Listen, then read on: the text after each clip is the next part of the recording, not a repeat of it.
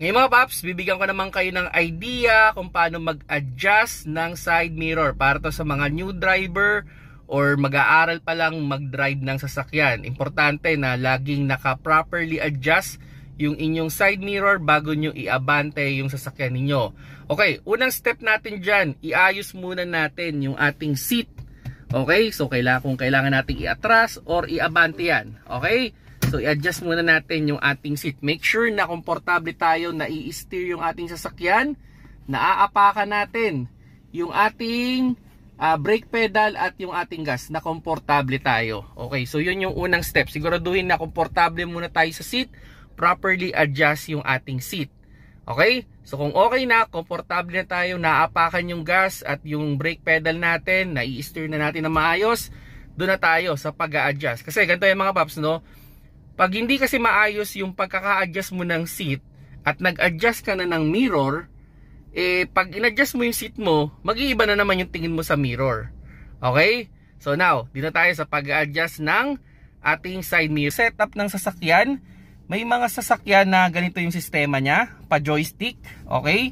Meron naman yung iba, button. Okay? So depende sa klase. Like ito, pa-joystick to. Kung gusto kong i-adjust yung itong mirror na to, nasa driver's side, kailangan ko siyang ilagay sa L, iikot ko lang siya.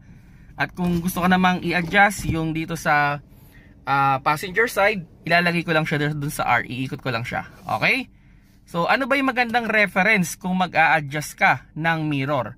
Ang pinakamagandang reference dyan mga paps is yung inyong door handle. So pakita ko sa inyo yung door handle. Dito sa front, yan, kung makikita nyo mga paps, oh, yan, yung door handle na yan.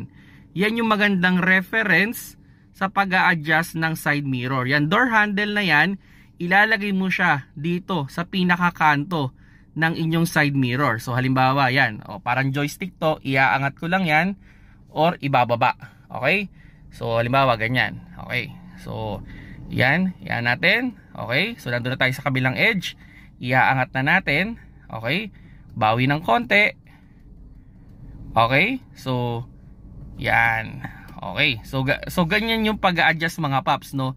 Kumbaga, yung ating yung edge nito nung ating mirror nandito sa handle or front door handle ng ating kotse. At ganun din sa ating passenger side. Okay? So makita nyo, ito yung reference natin, yung pinaka, okay, ikot natin. So bababa natin. So makita nyo, yan yung door handle sa front. Itataas lang natin. Okay? Pwede nating ikabig pa kanan.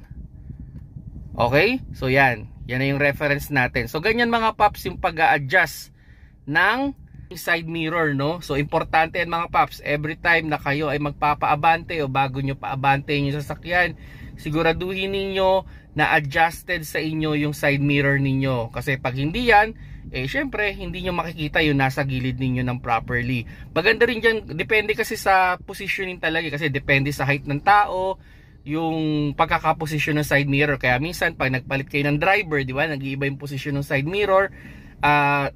Basta every time na magdadrive kayo, pagka-start ng sasakyan or before nyo i-start yung sasakyan, iayos nyo na yung mirror ninyo para siguradong safe kayo lagi sa kalsada.